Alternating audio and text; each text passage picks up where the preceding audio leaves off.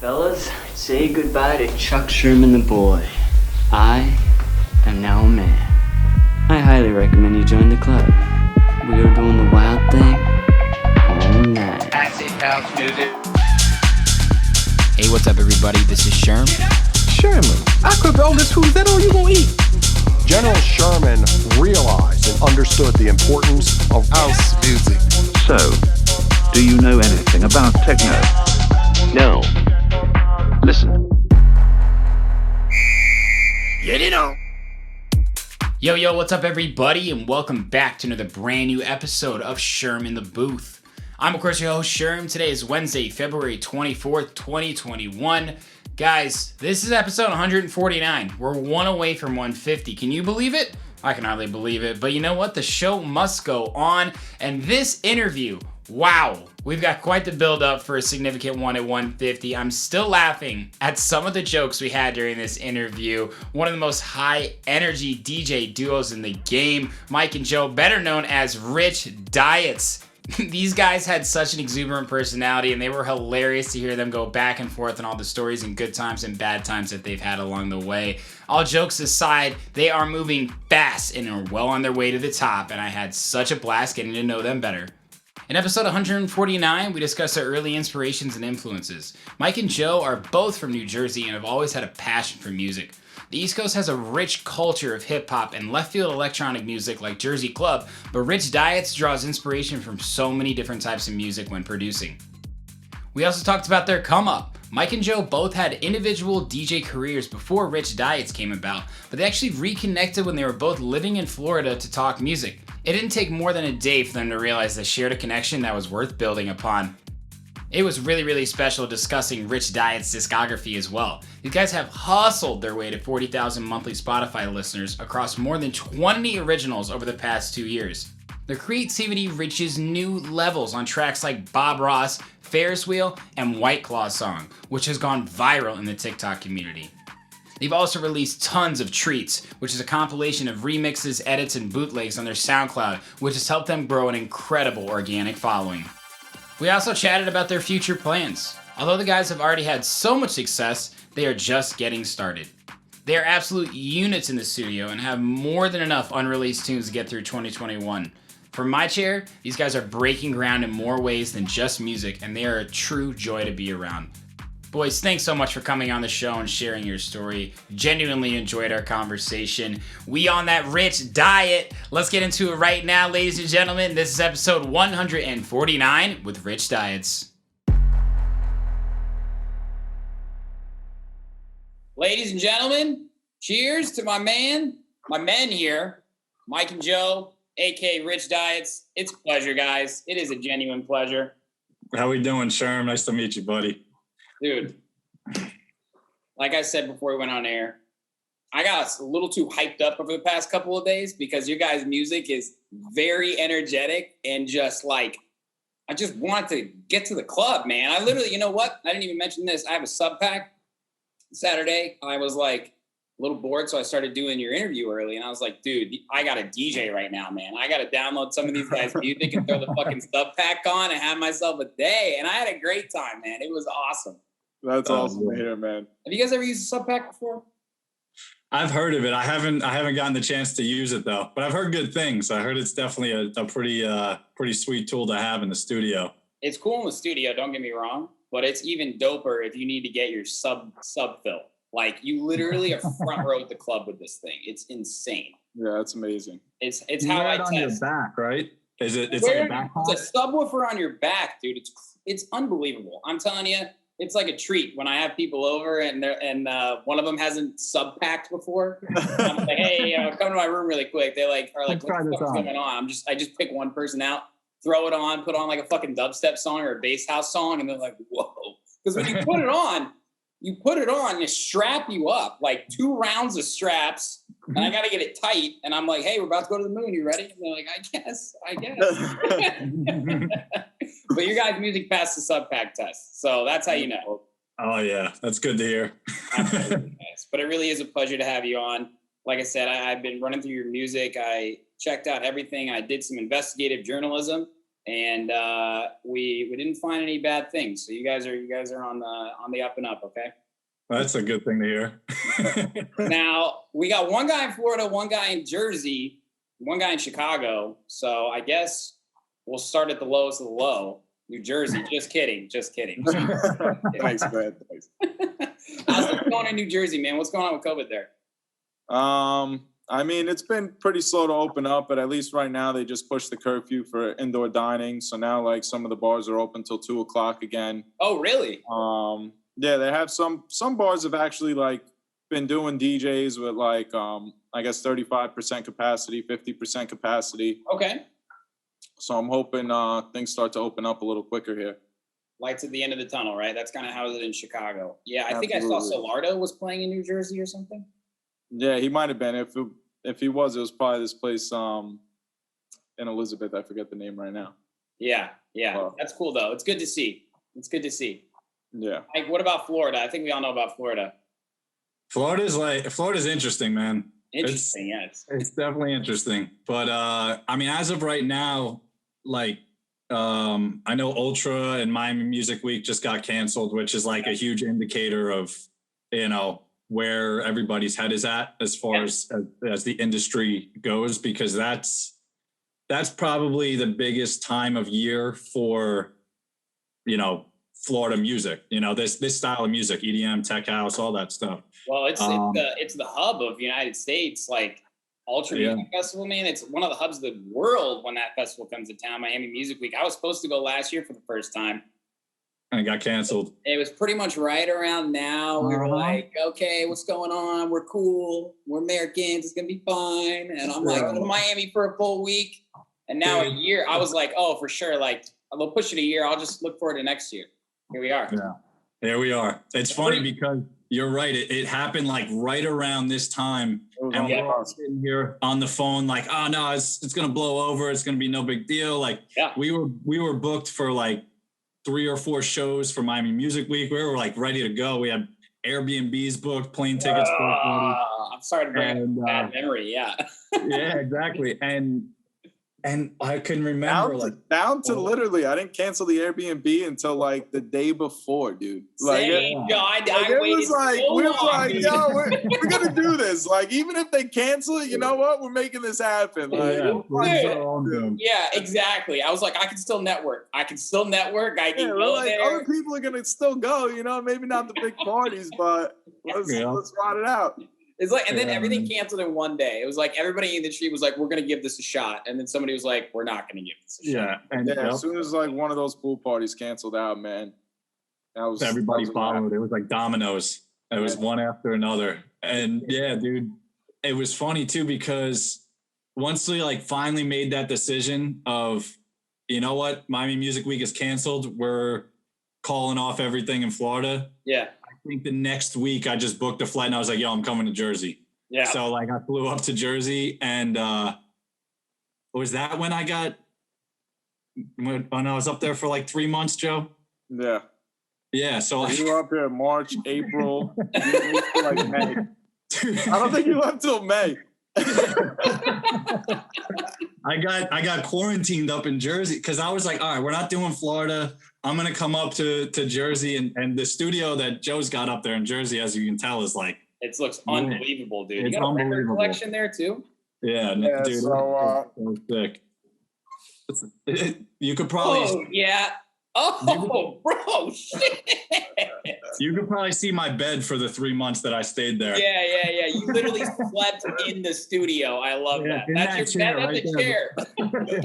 Every morning. Throw that lazy boy back, and that was a wrap. Yep. Oh my God. A lot of music was made in those 3 months. But it was funny because I got up there and I booked a flight for a week and it was like $30 round trip. I was like, oh, that's perfect. And then the next like that week came up and my flight was supposed to happen. It got canceled. Following week got canceled, and it just kept getting canceled until we just gave up. And I was like, all right, you know what? I guess I'm just gonna stay here for the next 3 months. Yeah, and it was just a party. Yeah. It was just a party, man. It was sick, bro. I would do that once every single year if I could. quarantine me up, and I will sleep on that lazy boy once every year for 3 months. No problems, no questions asked. I'm there. But you was lucky in disguise, though, in retrospect, right? Like sitting in your chairs now. Oh, that yeah. time, you guys made some heaters. I mean, Yeah. dude, I mean, we'll get into it, but 2020, like all things considered, you guys released a lot of good music. You know what I mean? Like creativity did not go away from you at all. Oh yeah, no. If anything, it was enhanced with the fact that we were together for 3 months, like living in the same house, and we had no other obligations. It was just like, yo, like I didn't see my family when I was up there. Nobody. It was just like, hey, we can't leave. We're quarantined, and we're just sitting there making bangers. Yeah. And we do a lot of original vocals, so like just being able to like lyrically bounce like verse for verse off each other and kind of have fun definitely structured a lot of our music. Oh yeah, yeah. Awesome. I was kind of comparing it when it was really all starting and kind of getting used to it. I was like, this is kind of like, white collar crime jail. You know what I mean? I get visitation rights from my girlfriend, I guess. I can go outside once a day, but I got to go right back inside. I'm allowed to cook my meals, but I'm not leaving. I can't go anywhere, right? Yeah, it was definitely interesting, man. What a strange interesting time. Let's rewind, because you guys haven't known each other for like that long, but you obviously have a very strong relationship. When did you guys actually meet? Because you've been releasing music together for only a couple of years, but you guys were both had individual brands as DJs before this, right? Yeah, absolutely. Absolutely. Let's start with you, Mike. You go first, bro. Yeah, I was, I grew up in Jersey also. Like that's where me and Joe originally met a couple times. We were never like boys. Like we just knew each other. Like we were acquaintances. Sure. And we ran in the same circles. Like we both DJ'd Atlantic City clubs. Nice. Yes, dude. Let's go. That place is fucking wild, dude. It's the Vegas of the East Coast, man. Oh yeah, dude. It was good times. I lived there for like, I think 6 months. I lived in a hotel room just DJing. I was on call as a DJ. So like every time if somebody called dad or they needed somebody to fill in or whatever it was, they would hit me up at like 2 a.m. Yeah. I'd go down, spin a set, do whatever I had to do. And that was a crazy summer. I'll tell you that much. But, so that's where it all started. I mean, obviously it started before that. I was doing like local clubs and stuff like that as a hip hop DJ. And I did a lot of Jersey club for like the first, maybe, I don't know, 3 or 4 years of my DJ career. And then I went to AC. And then it wasn't until I moved down here when I really started getting into like that more like bass house, electro, tech house type of stuff. But yeah, Joe, it's a great music scene in Florida, dude. Outside of Miami, Orlando, Jacksonville, Tampa Bay, like all over.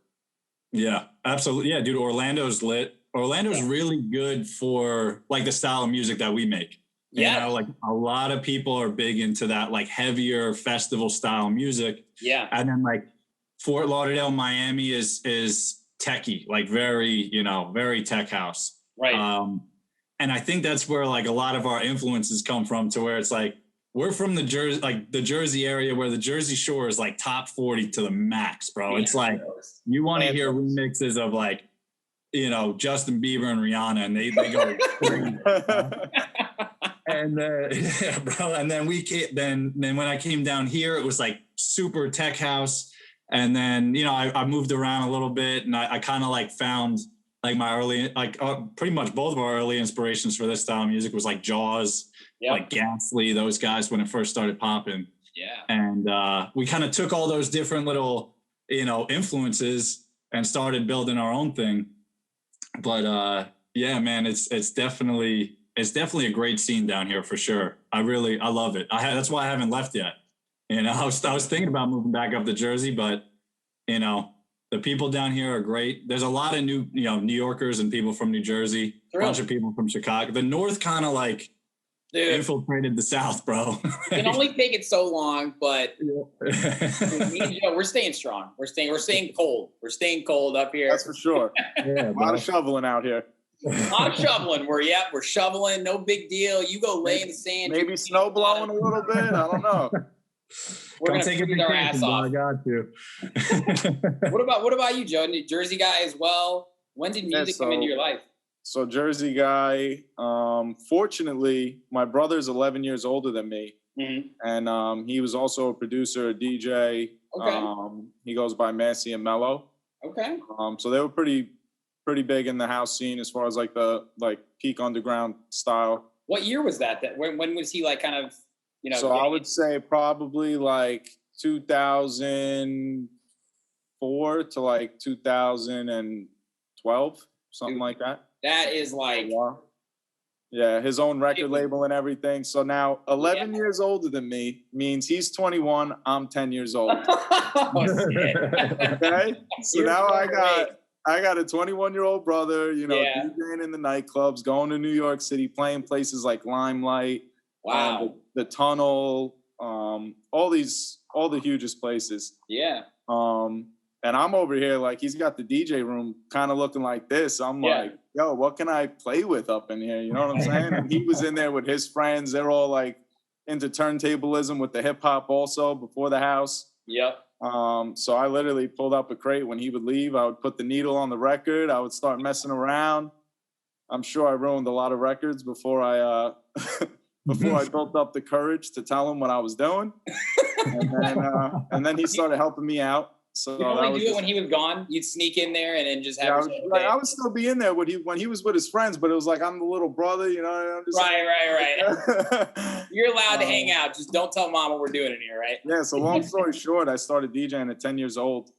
Started doing like private events at a young age, and just always mixing every weekend. So I did a lot of clubs and stuff like that, which is kind of where me and Mike bumped into each other a couple times. He had an after party one night at the crib.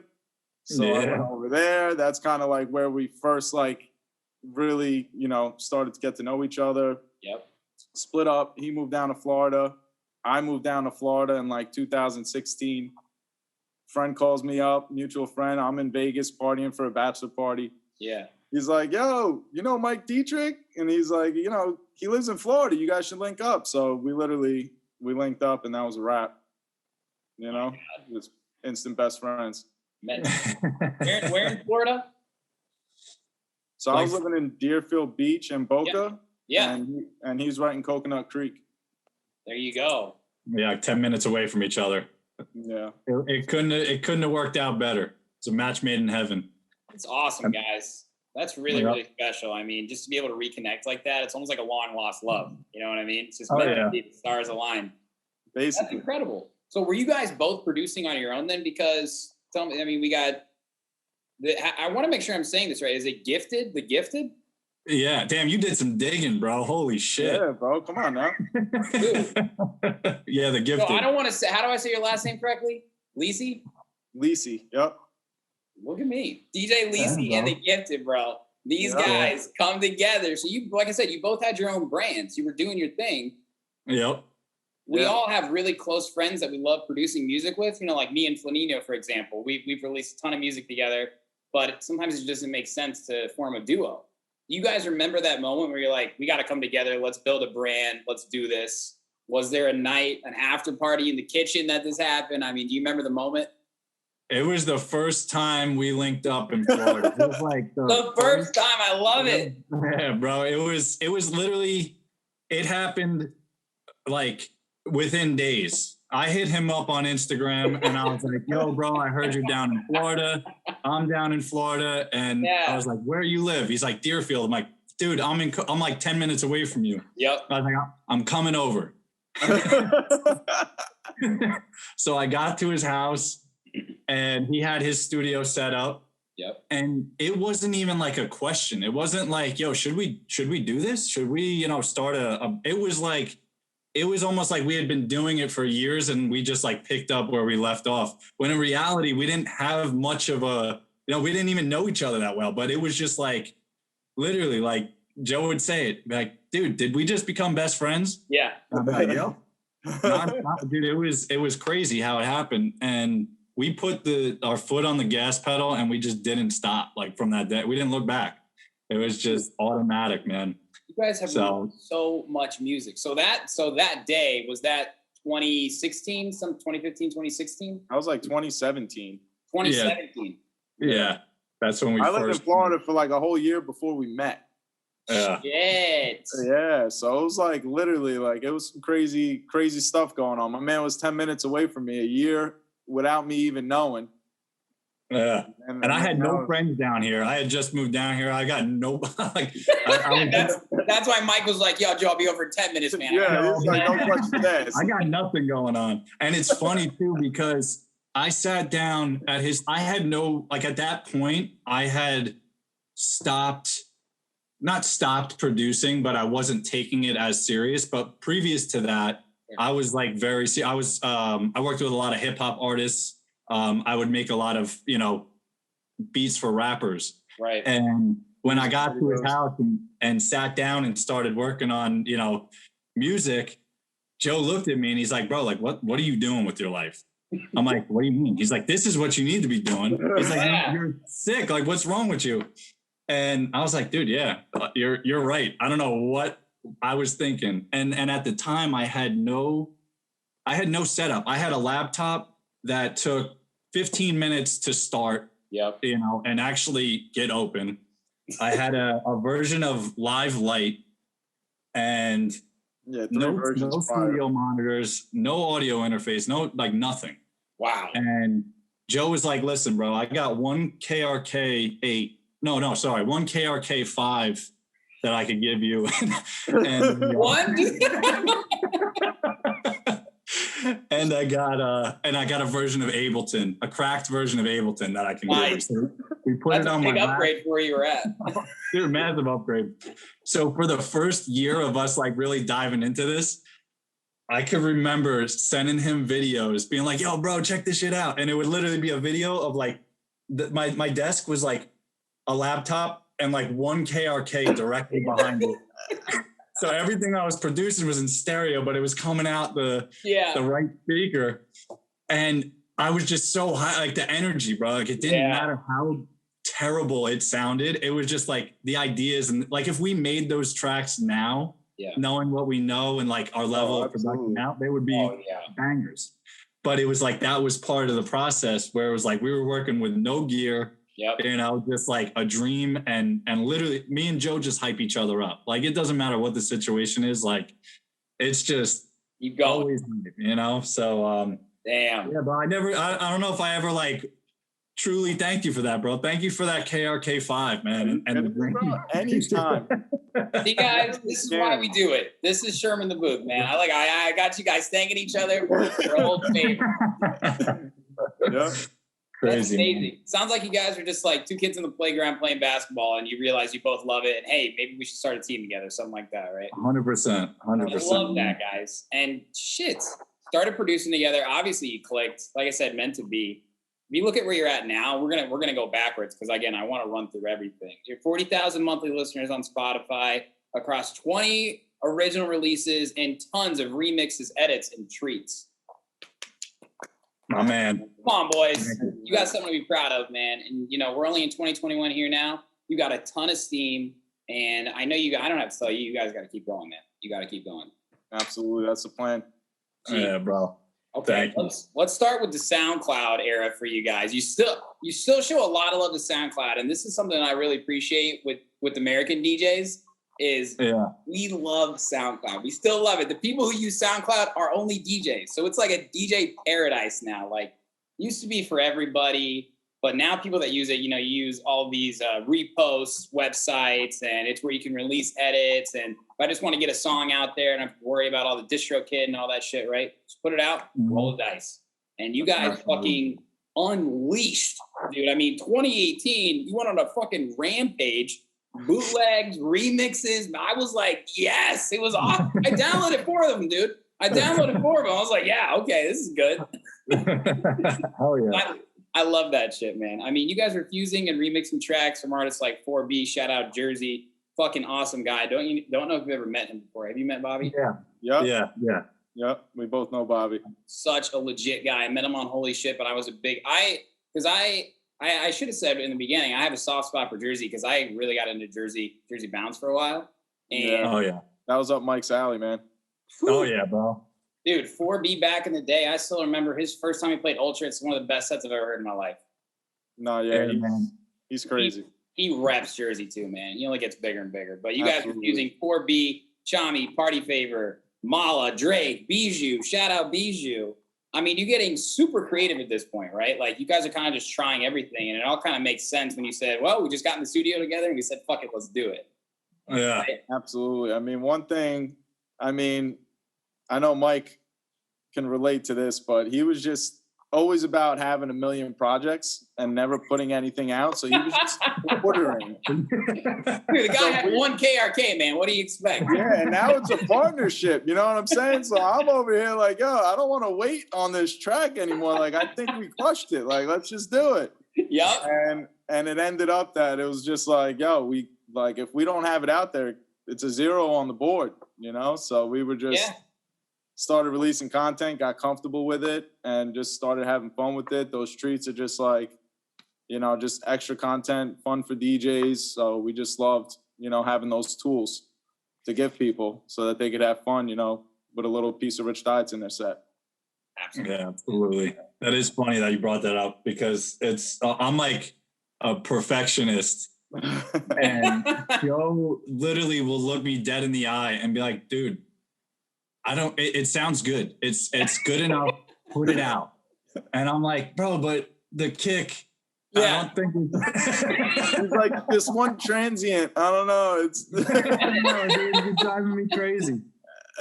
Like our biggest, arguably like one of our biggest releases was a White Claw song. And it's funny because it drove me absolutely insane. Like for 2 months, like it started out as a tech house track, then it went to dubstep, then it went to trap, and then finally like I brought all those elements together from like all 4 of those projects and like grabbed like my favorite parts of each. Yeah. And I called up Joe and I was like, bro, scratch White Claw song. We're not doing it. It's driving me crazy. I'm over it. It's dumb. Thank God for Joe, dude. Or he goes, he's like, bro, he's like, and our manager Kyle at the time, like they looked at me and they're like, bro, you got 1 week. I don't care what it sounds like. After 1 week, it's coming out. Like we're coming to your house, stealing your computer, and we're putting it out. It doesn't matter. So I was like, shit. Now I got a deadline. Now I got to get this thing done. And finally, like it came to fruition, and it's so funny because for 3 months I would drive myself crazy, and then in 1 week it just like everything clicked, and it's like one of my favorite tracks right now. And I look at Joe, I'm like, dude, there's no way I would have released this track if I didn't have somebody like breathing down my neck. I would have told you, no, bro, we can't do it. Yeah. You know, so that's definitely a big part of the partnership too. I was going to say, my question was, what is the dynamic that maybe was going on then and now? Like, Mike, you're obviously a perfectionist. Joe, what's your role in the studio? I mean, is someone better at mixing and mastering? Is someone better at searching through samples? What's your guys' responsibilities when it comes to making new music? Yeah, so Mike is definitely a hell of an engineer. He's been getting better and better in the mixing and mastering department. So he's definitely like, when it comes down to the last finishes, that's Mike, you know, trying to dial everything in so everything is loud and just punchy and just, you know, crispy. So he definitely always has that last end of the track. We try to come up with vocals together. I actually play a few instruments, so we try to have fun with like passing around bass lines and stuff like that. Ooh. But yeah, for the most part, Mike's big on the engineering department.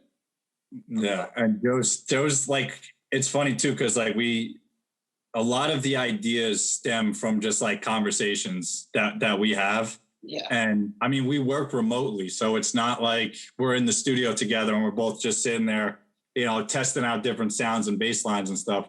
So really, Splice has been like our savior, because we'll pass back projects like back and forth. Like we share an account, and it's like, I'll call and be like, yo, I need you to warp this vocal because we're talking about responsibilities. I'll be sitting here trying to warp an acapella for 2 hours. And I'm like, but I'm doing it because I want to prove to myself that I can do it. Yeah. In reality, I know I could call Joe and be like, yo, I need you to warp this acapella, and he'll call me back, no lie, in like 90 seconds, be like, all right, it's done. I'm like, bro, you're kidding me. So like, I don't know how he does it. And he's told me before and I still don't get it, but. Oh yeah, I think just that DJing background, you know what I mean? I started working on like acid when I was first producing beats and stuff like that. So I was using, you know, time warping and stuff like that for a long time, playing the instruments. So just having like that metronome and keeping things in key, like, you know, I definitely love having, like, it has to hit right. You learn from a young age. You guys do make a good team. Thanks, bro. Thank you, man. Thank you. And it leads into your first original, right? You fucking, I don't know how many you even dropped, dude. I was like scrolling for forever and I was like, oh my God, Jesus Christ. But 2019 comes around and it's time to release your first original, All My Friends. By the way, love that little touch. Just a little thing. Boys. Just a little, just a D on the end, you know? I love that, man. So your first original single, Under Rich DietZ, and it does very well. Like, very, very well. I mean, maybe props to your SoundCloud following, like you said, but it had good streaming success across all platforms. What made this be your first original? Did you have others in the piggy bank, or what was kind of the reason that you chose this song first? You going or me? You take it, Joey. I was thinking for sure, yeah. So like I said, we had a lot of tracks that were produced together. You know what I mean? Especially while I was living in Florida, because at that time I was still living down there. So it came down to, I was like, yo, we need to release a track. And I happened to be working with him in the studio, and I came up with like a hip hop kind of like house mix with some of those, with some of that arrangement and All My Friends. Yeah. He comes back from work and we started working on it together. And it was just like, we started thinking about like the brand and everything. We're like, yo, like it's our first track. We got to make something dope. And we're all about community and, you know, our friends and even people we don't know, just fans, anything like that. So we felt it was just a good way to kick off the brand with our original song being All My Friends and trying to include everyone. Like literally that cover art is Bitmoji friends of ours that sent us Bitmojis. So we actually like put that personal touch of like having our friends send us their Bitmojis and we're putting them on the cover art. So I love that. Who made it? How did you get on, man? What, the cover art or the track? The cover art. I mean, yeah, who made it? Yeah, so you guys gotta go. Right? No, I mean, that's incredible. I think that's so special to do. But how did you decide who to put on there? It was just whoever, like Joe was saying, man, like we're very, like our brand literally is everyone's invited to the party. And if it doesn't matter if you're the cheerleader, the jock, the kid in the corner playing with magic cards, or the kid who's sitting by himself at the lunch table, like everybody is invited to the party, you know? And for us, it's like, yo, if you support us, we support you, you know? And really all the people on that original cover art was just people who showed love, like before we even had an original track, just people who knew the idea of Rich DietZ and what we were trying to do. And like, we had a lot of people that were in our corner in the beginning, and we were like, you know what? Like, this is our way of saying, yeah, like we love you. We appreciate you. Yeah. You know, like, let's put this out there. And like, that really, like, that's like the core of our brand is, I don't know if you've ever seen the movie Semi-Pro with Will Ferrell. Of course. You know, the part where, I think they're in the locker room or on the bus, and everybody's like arguing and everything. And he's like, ELE, ELE. You know what that stands for? And they're like, what, coach? He's like, everybody love everybody. So like we carry that, and like we carry that with us everywhere. Like we'll be at a show or like at a, like whatever we're doing. Like if somebody starts beeping or like somebody like has like an issue or something, it's like, yo, ELE, bro. ELE. Yeah. Like, you know, so like, that's really like, that's like at the core, that's what Rich DietZ is, you know, everybody love everybody. Jackie Moon, baby. Jackie Moon, baby. Jackie Moon. We actually tweeted it. We tweeted it when we first started. We were like, everybody love everybody, hashtag ELE. Yeah. And then, you know, hyphen Jackie Moon. And we tagged it. Like, I guess there's a Twitter account with that Jackie Moon runs. And he liked it and retweeted. I was like, my man, bro. There we go. Making an impact. Absolutely. That's awesome. That really is a great track, guys. It was just kind of cool to run through all the remixes and bootlegs you did. And then All My Friends comes, and it's very legit, right? Like, it's clear that you guys had stepped up. You had figured out, at least starting to form the sound. Mm-hmm. When I was running through everything else, All My Friends is kind of the foundation of Rich DietZ. And we keep going. I mean, 2019 was a huge breakout year for you guys. Tracks like Talk Dirty, dope vocals, groovy bass line. Love this track. Neighborhood with Yam Dice, fire. Got picked up by the Apple Music playlist Groove, too. Oh, yeah. I mean, that is incredible, guys. That's like, Spotify's Mint. It's incredible. Yeah. No, yeah. We were definitely pumped about that one. Absolutely. Yeah. I mean, how did that feel? Like, to sort of get that like acknowledgement and validation pretty early on, at least until the original world for you guys. It was definitely like surreal. We were like, shit, dude, we must be doing something All right. right, I think we're good. Yeah, I think we're good. Yeah, Joe's like, Mike, we can put things out, okay? People liking this. That's awesome, man. And Neighborhood, that was another one where I was like, okay, they really stepped it up again. She Be On It. Whoa. I want to hear about this one, man, because first off, you guys always do a little something, and correct me if I'm wrong. In every track, you guys have sort of the foundations, the pillars of Rich DietZ tracks. But then there's always something you guys make super fucking creative. Like if it's like some sort of automation or LFO tool, synth, FX, your vocals, obviously. But in She Be On It, like you guys stretched this synth out. I don't even know what you did, but it was so sick. And I was like, God damn, like this fucking catches my attention. But tell me about that. Tell me about the vocals too. I know I had to assume it was you guys because they're so creative and unique. But tell me about She Be On It because I really like this one. I mean, all the to start, pretty much all the vocals. Like if you ever hear a vocal in any of our tracks, like an original, it's either me or Joe or like Yam Dice. Yeah. And we write it and record it and all that stuff. So it's very like that is the foundation of a track. Like we start a track when we have a vocal. Oh, okay. We're constantly like every time we're on the phone, like we could be talking business or talking whatever, what'd you do today? And it's like idea for a track. And like we have a list, of just so many, but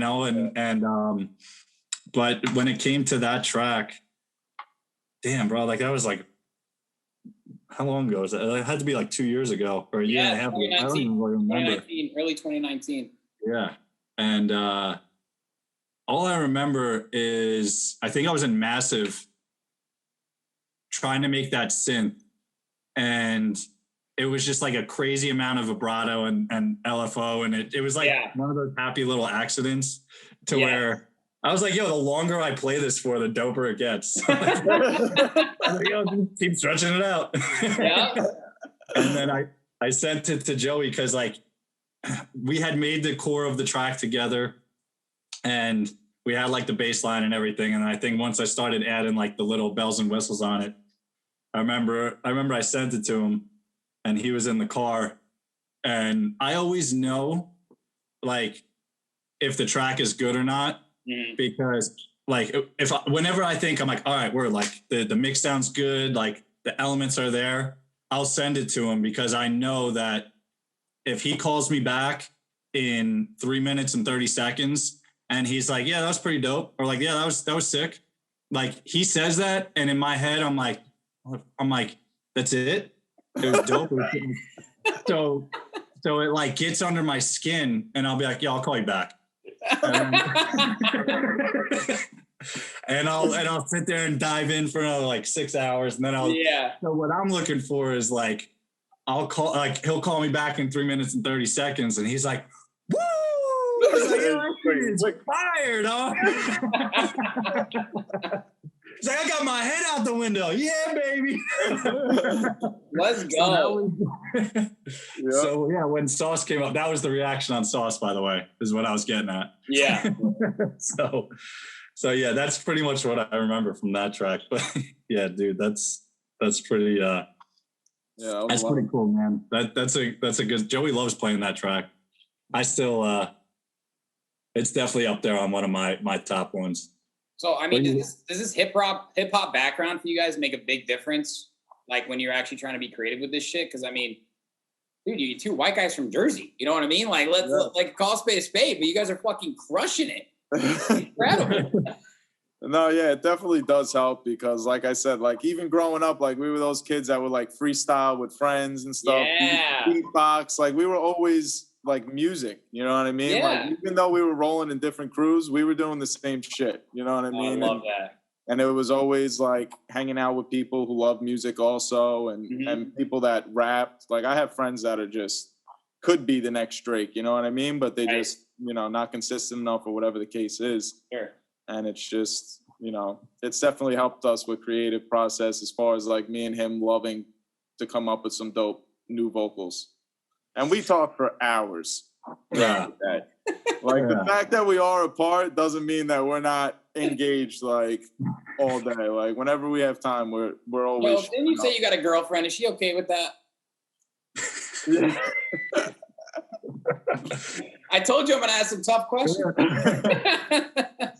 Yeah, the girlfriends are cool with it. They know what the deal is. They get at first it was, I think they're used to it by now. Yeah. This bromance started before the relationship, so there you go. They signed up for it, dude. My girlfriend does the same thing, and I'm like, I can't explain to you like why. We really, when I'm with the boys, we get into it for hours. You know what I mean? It's like talk. She's like, why don't you want to talk like that to me? And I'm like, well. I don't have an answer for you. Yeah, so shout out to the girlfriends for putting up with us. Shout out to all the girlfriends at Tech House and House and Bass House DJs. They got a tough job, man. They do. Not only the bromances, they got to deal with the same loop playing over and over. Oh, absolutely. Oh, yeah. Hey, you think this is good? No, I really don't. Will it make you stop playing? At this point, no. Will it make it stop playing? 100%, bro. You just nailed it. That's exactly the situation. I feel you guys. Hilarious. She be on it. Okay, love this track. Now you kept the ball rolling. Space Sweat. This one definitely got those Dirty Bird vibes. Love that track. Ferris Wheel with Jenny B. This one had a ton of streaming success as well, and it's a super unique track. Absolutely love that. Who is Jenny? Because I mean, she obviously was involved. She sang the vocals. She wrote the vocals, right? Or who was absolutely. So she actually she's a model and she happens to be talented singing and definitely loves music and stuff. So we just had her at the studio one day and we've worked with her on a couple different things, but that one we were just in the studio, we all hit it off and we were just coming up with ideas and writing stories about a festival. And it's kind of funny because that song never really came around to a real ending or anything, but we had a lot of fun with it. We kept it fun. Yeah. No, that was definitely like, that's like, it's funny, bro, because you bring up like some of these tracks I haven't even really listened to in like the past, like, I don't know, like 6 or 7 months, probably even longer, because I'm just like focused on the new and like, what can I do now? Or what can we do now type shit. And that is, it's crazy because it makes me think of like the moments when we actually made it. And I think me, Joe, and Jenny were in the studio up in Jersey and we were up till like 6 or 7 a.m. And she's like, what should I talk about? I'm like, I don't know, talk about like what would happen if you just, went to a festival and met some dude and like, let's make the hook be like, meet me at the Ferris wheel. Because it's like truly like, you've been to a music festival, like that's the Ferris wheel. That's the iconic spot, like that's like okay, I don't know where to go. All right, meet me at the Ferris wheel. So, that was kind of where it goes. Yeah. So that was a good one. That was that fun. And her IG and I think other socials is at Jenny B, BEE official. So that's at Jenny B official. So she's got a pretty decent account. Look at this guy plugging, bro. I'm plugging. Can we flash that on the screen real quick? Can we just like? No, let's go. At Jenny B official. What's up, Jenny? You ready to come on in the booth next? We're gonna tell you something like it too. You down? I'm sure she would be. All right, we'll flip that one and share it later. Okay, good deal. Nice work, guys. That's what we do these long interviews for. We cut up pieces of content. We share that later, and that was going to be good. Yeah, it was perfect. Love that. Love that track though. And then we finish off 2019 with what seems to be, at this point, your guys' biggest obstacle is the track White Claw song. But I mean, after hearing the story, I'm pretty glad you put in all the extra work because you guys fucking snap, dude. Like this one, I hear a lot of different elements of house music here. We've got Fisher energy. You know what I mean? Like it's quicker, but it's groovy, still danceable, but not jumpable. Like you've got this like very fine line. And I think that's why it did so well, is because it's a versatile track. I mean, this one blew up, guys. How did that feel? I mean, you told a little bit about the pre-production process. What about when you released it and you just saw it just catch steam? What was that like for you? We'll start with Mike. I think we released it on like the day before Christmas or something like that. Yeah. And this is when like White Claw was like fucking still blowing up, dude. Yeah. And we were like talking about, like, you know, like usually the industry shuts down around this time. We're like, you know what, screw it. Everybody's gonna be home drinking White Claws. And we kind of like, let's put it out and see what happens. Yeah. And it just took, man. And it was like every day or every week, it was like something new was popping up, or, you know. And eventually it got to the point where it still has feet. It still has legs now. Like it's still rocking. I think it just broke like it's like close to 2 million plays on TikTok. It's rocking on Spotify. I think it's about to break 100,000 on SoundCloud. And it's funny because a lot of people hadn't heard of us before that song came out. It was the first track I heard from you guys. That's exactly, dude. It's crazy. Yep. Because, you know, we had all this content out before, and like that really goes to show that, you know, you have to have that back catalog. You know, if we came out with White Claw song, it's like, oh, I love this. It's like, but yeah, it's just like the White Claw song guys. They released one track, and you know, you're kind of, you know, what do you do after that? Yeah, lost steam. Yeah, so it was, yeah, man, it came out and it just did really well, and it was funny because we would get random like DMs from people and they would just be like, oh my God, it's the White Claw song guys. And like slowly I was like, dude, are we just becoming the White Claw song guys? Like, is that what's going to happen? Yeah. But you know, that's, I mean, obviously we released more music after that, but I mean, better be known for something than nothing, man. And I mean, bro, absolutely. You never know what's going to work and you took a chance. What about you, Joe? What was your perspective on that, man? Because Mike obviously took it to the fucking operating room 20 times, it sounded like, and he was just, I can't do this anymore. So you were glad when it came out, obviously, right? No, absolutely. And when that did actually come to fruition, we were definitely hyped about it. TikTok took a good ride on that track. People were wakeboarding, tossing White Claws and chugging them while they were on the wakeboards. Oh, cool. So yeah, it actually performed really well on TikTok. But it was just cool just to see, like we talked about, you know, people coming to see that track first and then being able to go back and like we saw it sprinkling down, you know, down to our oldest stuff. People like, oh, well, who are these guys? Yep. So I'm definitely happy that track came out and was successful as it was. How did you guys distribute that on TikTok, or did it kind of just catch steam on its own? Because TikTok has obviously proven that it can individually blow up an artist's career. Yeah. Pretty insane. I think it was released on Azurion Select through their label, and we had, I guess, you know, they had put it on TikTok and we didn't do anything, man. It really wasn't like, that's awesome. We didn't have like a plan for it. Like it was just like, put it out and see what happens. And I think people were just searching like straight up like White Claw, seeing if anything would pop up, and it just happened to be there, and it definitely helped people discover it.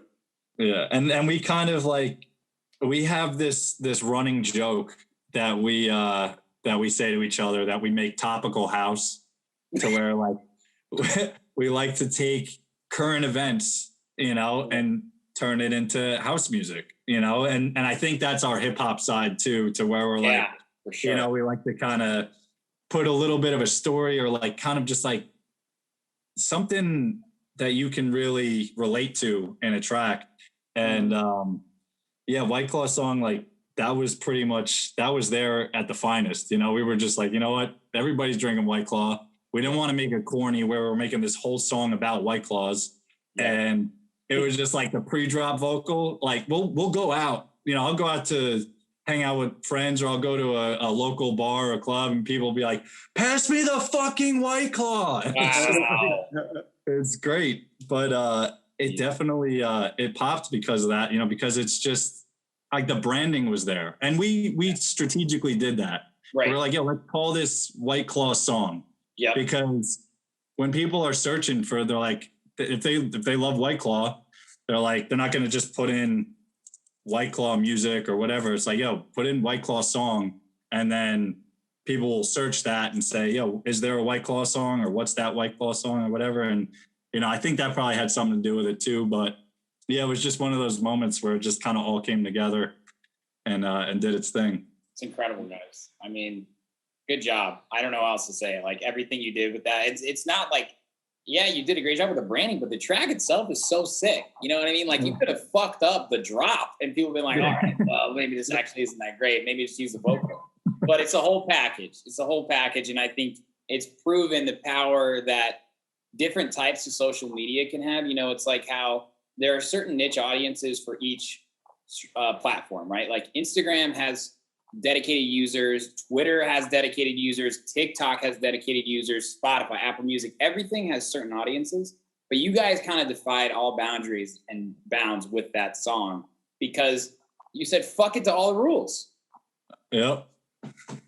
Hell yeah, man. You got to break a few eggs, baby. You know what I mean?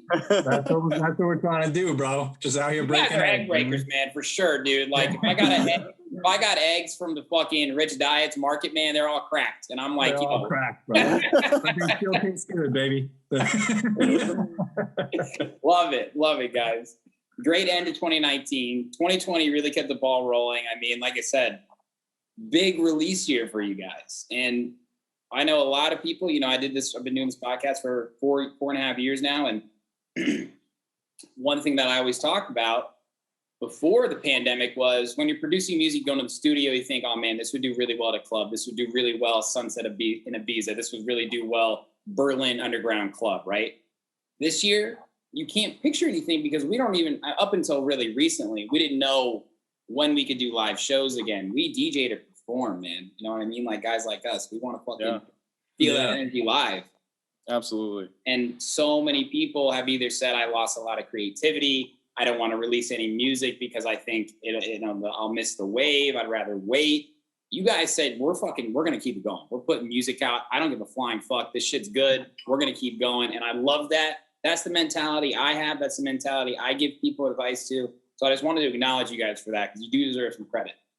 Thank you, man. Thank you, man. Appreciate that. For real. And I mean, you can't, dude, start off with Rave Chick? I mean, this track is so sick. And it's like hilarious to me too. You guys play this line of like comedy where it's like funny rap. It's almost like, I don't know, like, I can't even put my finger on it because it's so unique. But like the pace of this one, the versatile lyrics are so sick. Another dope lead to Simon. Was that LFO tool again? No. Hey, come on. That is literally me saying the word meow. Are you kidding me? Yeah, man.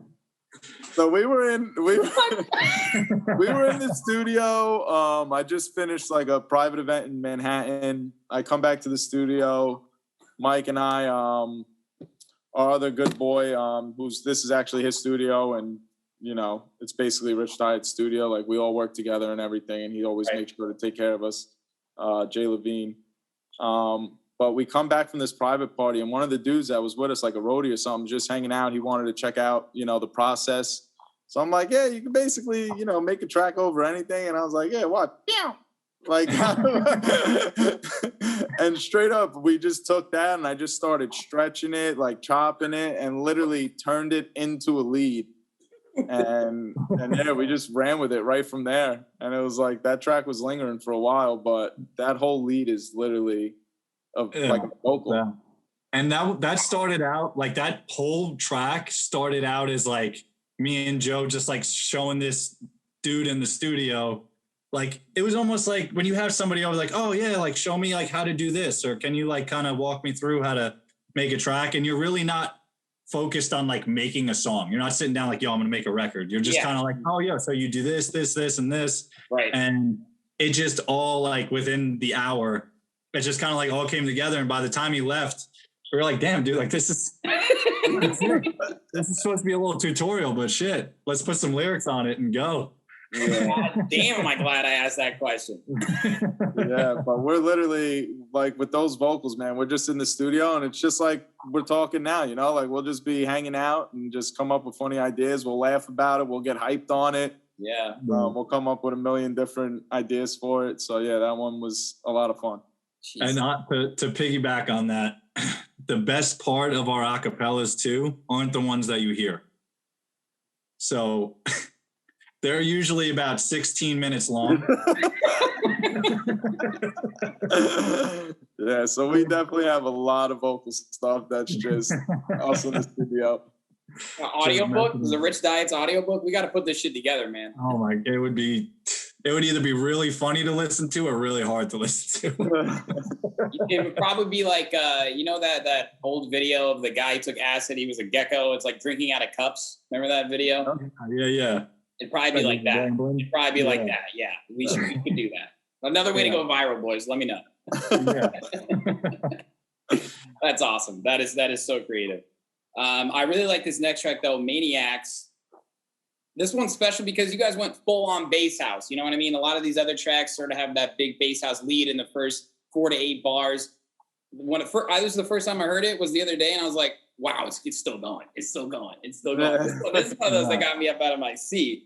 Did you guys have some energy you're getting out of your system? I mean, this came out like, I think right before the pandemic started. So it's too bad because this is a festival ready track. This is good shit. Yeah. Yeah. I don't even remember. Joe, what do you remember about Maniacs? Man. In the piggy bank for a while, huh? Yeah. Yeah. This was one of those tracks that like, literally, like I said, like there's a lot of tracks, you know, buried in the closet right now. Mm-hmm. So yeah, we pulled this one out. We had a ton of fun with those vocals. But that one, yeah, we were just envisioning like festival, and we're like, you know, what kind of music do we want to be playing at a festival? And I feel like that started turning the wheels a little bit for like us to start going a little heavier and having a little more fun with tracks. Cause it's like, yo, the stuff we're putting out, but like, where do we picture ourselves playing and stuff like that? And we've always definitely had our eyes more on like that, you know, peak energy. Like we love partying. We love everyone, you know, being involved and having fun. So that definitely took it to a little bit of a higher level there. Yeah. That actually reminded me, that was definitely Joe making the statement of, hey bro, all this like kind of chill soft shit is fun and all, but yo, where's the bangers? No chill in this song, yeah. That's why I was like, dude, I don't know. Did they get in a fight and like Joe plays the track without Mike? I wasn't sure. Yeah, dude, because just like to go way back now, like when we first started and like we first linked up in Florida, we were making trap music, like dubstep. We weren't even making house. Yeah, we weren't. It started out like we wanted to make like heavy, just like, you know, literally dubstep music, and we slowly transitioned. So like we've always had that super high energy, you know, vibe that we wanted to portray. And I think that's where like the journey and everything is starting to lead to, where it's like, it's not like you could have a rave chick, like a chill track, and then you can follow it up immediately with Maniacs. You know, like we're not going to play it in the same set, but like, this is just, it's music for the mood, you know, like when you like back in the day, well, not even back in the day, well, probably because nobody releases albums anymore. Like if you listen to a rock artist, like a Led Zeppelin album, or even, you know, Taking Back Sunday or something like that. Yeah. It's 12 to 15 tracks, and it's not like banger, banger, banger, banger, banger, banger, banger. You know, it's like banger, breakup song. Yeah. Motivational song, banger, banger. It's like it's an album, you know, it's a journey. Like there's no box where it's like, okay, I just have to release tech house because this is like being played in clubs. You know, it's kind of like, yo, like have a little bit of a journey, have a little bit of a ride to your music. And I think it's funny because I didn't even realize we released Rave Chick and then Maniacs. Like those are like two completely opposite sides of the spectrum. Yeah. For it. But I mean, that's what I said earlier. You guys literally just say, fuck the boundaries, man. Fuck the box. Like, we're just going to put music out there. Absolutely. Yeah. Show people early. Yeah, for sure. Because I mean, one fan might like this, another fan might like that. All that really matters is, did you guys like what you put out? Did you guys have fun in the studio? And it's clear you guys have a good time together. That's Certainly did. Yeah, For sure. I mean, next up though, iconic Bob Ross. I mean, you see the name, you laugh. You just can't not laugh at Bob Ross. And I want to say, you paid great tribute to him here. I don't know if he's ever heard. Is he dead? Yeah, he passed away. He's got to be dead, right? He's got to be dead. Yeah. He's not with us anymore. Okay, well, let's do a moment of silence for Bob Ross. I'm with that. Let's go. Thank you, Bob. I think he heard that. I don't think I've done a moment of silence for Bob Ross ever. Not really.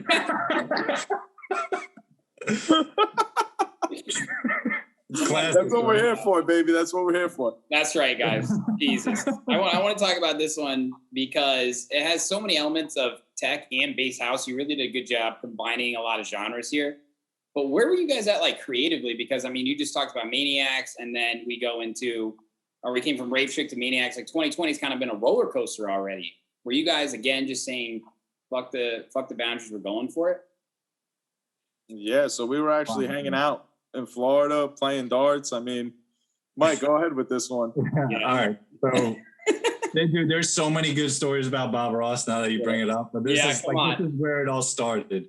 Yeah. We had this instrumental and we were messing around with it. And our buddy was over, like Joe was saying, we were just like shooting darts in the room, just like brainstorming. We go outside for a second and we were just like, yo, man, like Bob Ross is a G. Like he had just passed away and like someone came up on, Instagram. It was something like the idea popped up. Right. I'm like, man, like, why is there no songs about Bob Ross, man? That guy's a legend. And then Joe's like, songs.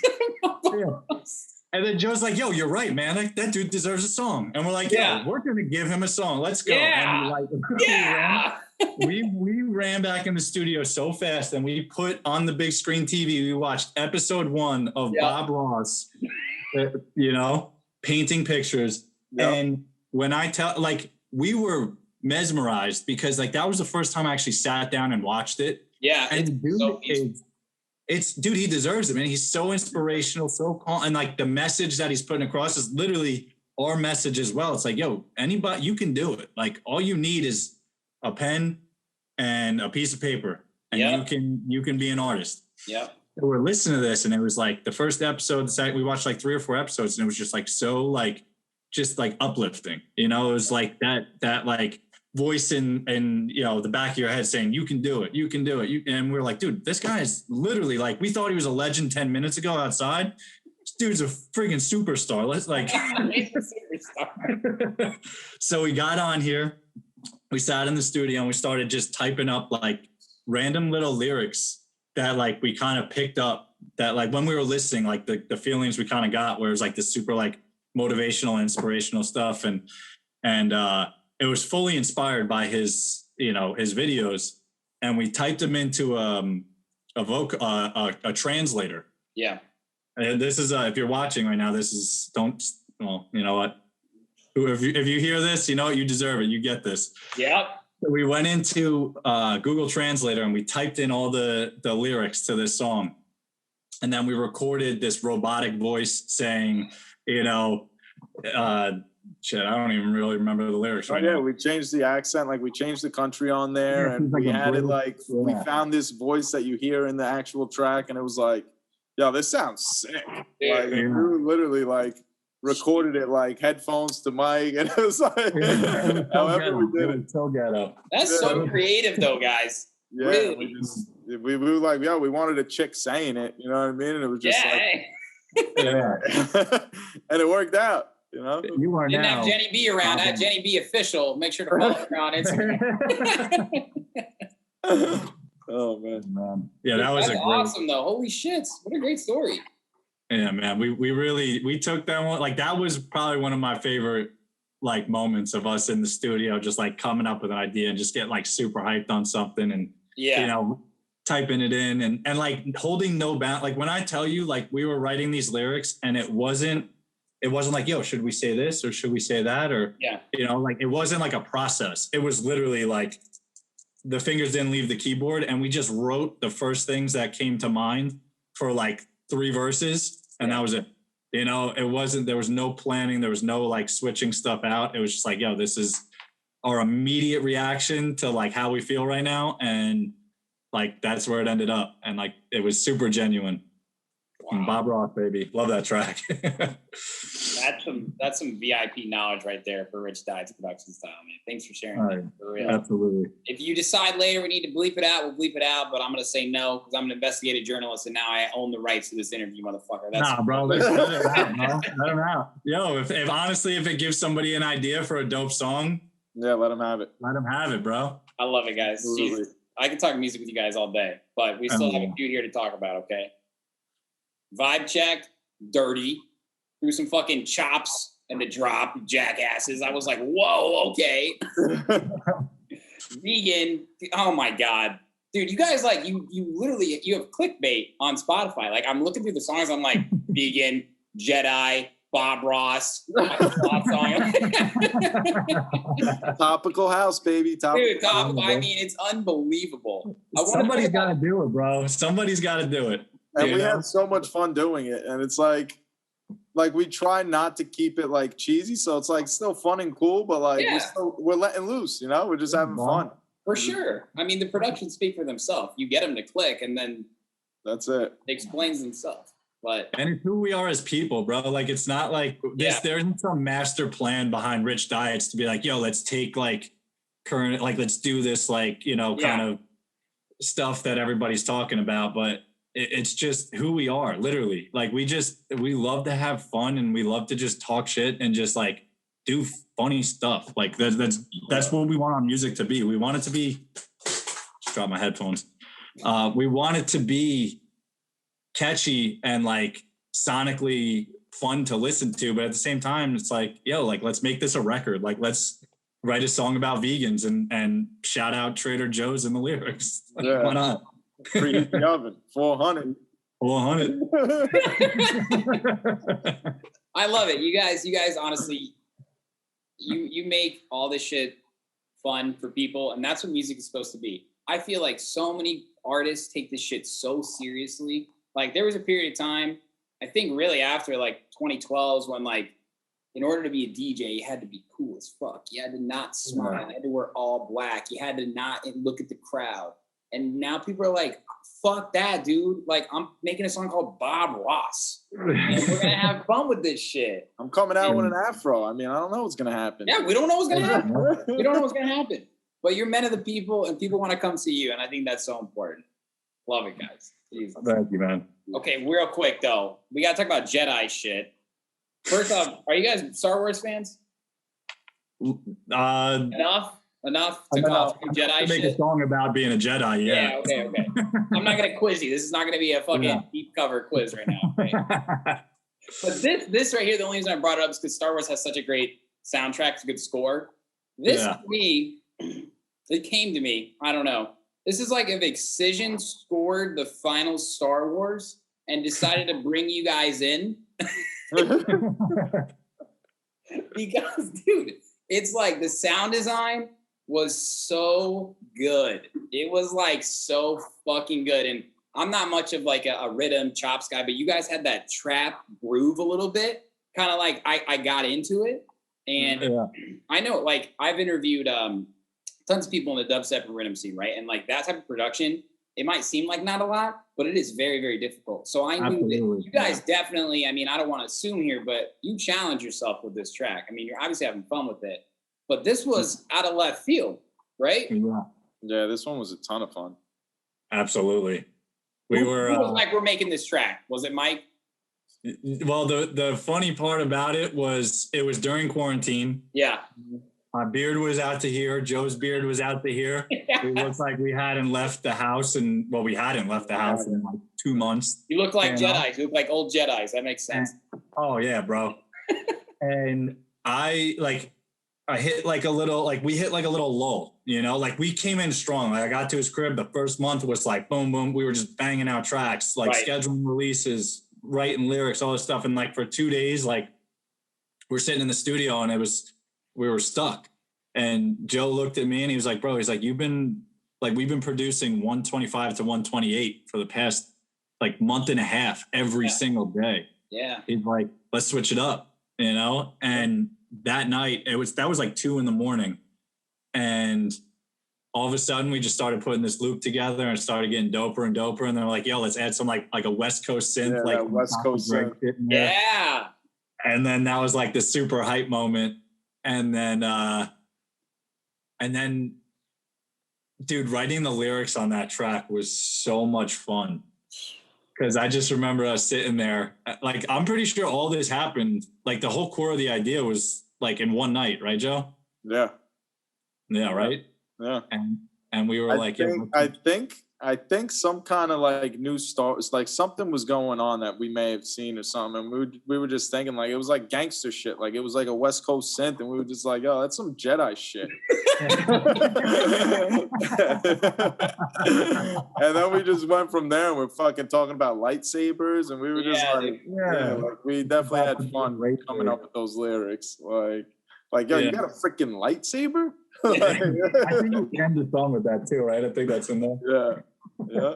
That's Joey's voice on there too. Those are his vocals. Yeah, that one would be good. Oh yeah, you're right. It was like that. The last Star Wars movie had just come out, and we were watching it, and then we looked at each other and we were fucking around. We're just like, yeah, bro, that's some Jedi shit right there. Yep. And that was the track, man. That's crazy. It's a banger, absolute fucking banger, man. Thank you, bro. Love that it. one. Yeah, that we definitely stretched the our comfort zone on that one. But like I said, we started out as trap and dubstep, and like we've always pictured ourselves releasing tracks like this, and we don't want to wait too long. You know, like we don't want to be like, oh, these guys are the tech house DJs or bass house DJs. What are they doing dropping dubstep? It's like, yo, like these guys, like from the jump, didn't give a shit. You know, they were just releasing everything. So, and that track did well too. I think that one got picked up by heavy hitters on Apple Music. Nice. On one of their editorial playlists. That's actually our strongest on Apple Music. That's our most successful track to date on Apple. Really? Yeah. Crazy. Damn. That's legit. So I think we need to whip up another dubstep track coming here soon. Do it for the homies. We need it. Wow. Do it for the girlfriends who don't want to hear it. Oh, hell yeah. But it's dope too, because our sets, like during the quarantine, we were doing the live streams and everything. And our sets are everything you can imagine. It's like tech house, electro, bass house. And then it starts getting like really heavy bass house. And then by the end of the set, it's straight 140 BPM, like headbanging. Yes. You know? So it's like playing the Board in the House remix and like a lot of our tweets are dubstep too. So like it allows us to really have fun in our live sets, you know, in different settings and drop because I love dubstep. Like when I go to a festival and when me and Joe go to we went to Imagine a couple years ago. Yeah. And like we were at the dubstep stage the entire weekend. Yep. Dead ass, throwing down, breaking necks, bro. It was, oh my God. I love it, bro. My favorite. Dude, that's awesome. It kind of seems to me like since you guys are inspired by so many different genres, you're able to kind of pinpoint an inspiration point. You know what I mean? Like we're loving this today. We're loving this today. We're loving this. And then when it comes to your sets, you said 70% of your sets are original music. So you can say, all right, man, like we're going to go Jedi shit a little bit here. But then we can come back to Maniacs. And then maybe we're going to come back to All My Friends, right? And then you can kind of pick wherever you want within that box. But it's a massive fucking box you guys got. And I love that. Yeah, man. Hell yeah. So sick. Definitely allows us to take the people on a journey through the sets. Yeah. It's not cliche. It's just a fucking fact. Yes. Yeah, bro. It's just a fact, man. I love it. Okay, so Jedi shit, let it bang real quick. All I gotta say is yeet, fucking fire, so good. Bentley Coupe, okay? Come on now. This is a fun track. This is a fun track, man. I had fun listening to this. Like, there's a difference between fun and enjoyment with music and pleasure. Like, there are many different layers of it. I don't have to tell you guys that. It's pretty good. But this one would do work on a festival stage because it's almost to me like bass house meaning big room a little bit. Like this one was to Jamo and Joyride had a baby a little bit. You know what I mean? Like, I don't know. That one came to me too. You guys, I listened to some of your tracks. Listened the first time, I immediately thought it was weird shit. So if that's what you're going for, good that's job. awesome, man. Yeah. That's great. That's exactly what we're going for, actually. Yeah, No, it's funny too because like that's a lot of initial reactions. Like if we like send it out to like a playlister or you know a label or whoever, you know, like they're like, yo, like this is dope. We love it. But like, I don't know what to do with it. They're like, I don't know where to put this. That's awesome. We've been hearing that since we started, you know, and it hasn't. If anything, it fuels us even more. We're like, dope, man. If you like it, but you don't know what to do with it, then that's We're creating a lane. Yeah. Yeah. It don't sound like anything else. That's the essence of it all, man. Beautiful. You guys are going to have your own genre here before we know. Maybe it's going to come up in conversation here. It might. But you finish off 2020 with some hilarity. Fucking OnlyFans song. Another play on the White Claw song. Great job again. Clickbait. Does super, super well. The vocals are hilarious. They reminded me of the guy who sings I'm Too Sexy a little bit. Nailed it. You're not the only one. I thought it was so funny. I don't laugh at fucking house music, but I was laughing at this. I was laughing at dancing. I was like, what is this? Yeah. So fucking funny. And this one picked up a lot of speed. You picked up speed on this one too. And this one made on the Nasty Bits playlist. Yeah, man. Is cream of the crop, man. It may not be like the biggest, most followed Spotify playlist, but that has high quality producers on there, you know, Chris Lorenzo's of the world and shit, right? So that one I thought was really cool. I saw you guys shared that. I wanted to acknowledge you there. Getting playlisted is huge, but I think it's really, really cool when the platform playlists you on very specific playlists like that. So, yeah, that was definitely a big one for us. That was on the list of goals for the year to get on an editorial. And like you said, Nasty Bits is one that, you know, I've known about for a long time. And just seeing the other artists on that playlist is just like, damn, you know what I mean? Like to be able to fit in that, you know, means we've been doing something right. That's right, guys. Huge. Yeah. Great work. And I bet that one's going to continue to build steam too, because I think OnlyFans, it kind of came out of nowhere, right? I'm seeing all these memes about girls that showed their butthole and now have to pay more in taxes than they made on their OnlyFans. And it's like that the picture of the chick who's like looking over like she's at a sign. And I'm like, dude, people just don't get this shit. The internet is a fucked up place, and you guys are just taking full advantage of the topical. I love it. Absolutely. Great work. Now, 2021. This is the most recent track, Club Juice, like we talked about in the very beginning. This one has been in the works for a while then, hasn't it? Yeah. Yep. Tell us about this one. That one, Joe, take the story, the Volak story. Oh, yeah. Yeah, so basically we were at a show, about to perform, opening up for Volak, Phlegmatic Dogs, sick lineup. We were at Quantum in Brooklyn. Mm-hmm.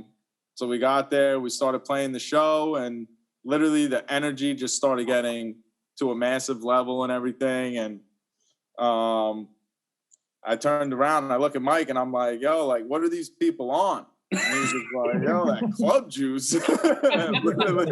Like, yo, they're on that Club Juice. I was like, yo, we're making a track about this. Like, yeah. So yeah, that one was a lot of fun, and it was just, you know, just seeing everybody wilding out and just him having that one liner just kind of set it off. Yeah, and that was the idea for that track. Like that was the birth of that track, was that moment when we said it. And then literally the next day we were in the studio with that idea, making a track, you know, and it definitely, that one's probably like one of my favorites. I just like it just because it's just unique. It's crispy. Yep. and it's fun to play live. It's really fun to play live. We were teasing it in a bunch of live streams that we were doing. And that song's been in the back pocket for a while now. So. Yeah. I think it's hyped. Definitely excited to have that one released, especially for the first one of the year. Really great work on that one, guys, and it kind of setting the tone for this year. Yeah, thank you.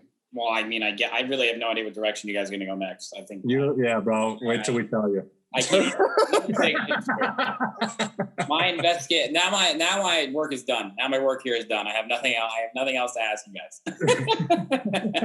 Just kidding. I have more questions. All right, because it's just getting started. How clean was that, dude? That was really cool. I haven't done that before. Yeah, bro.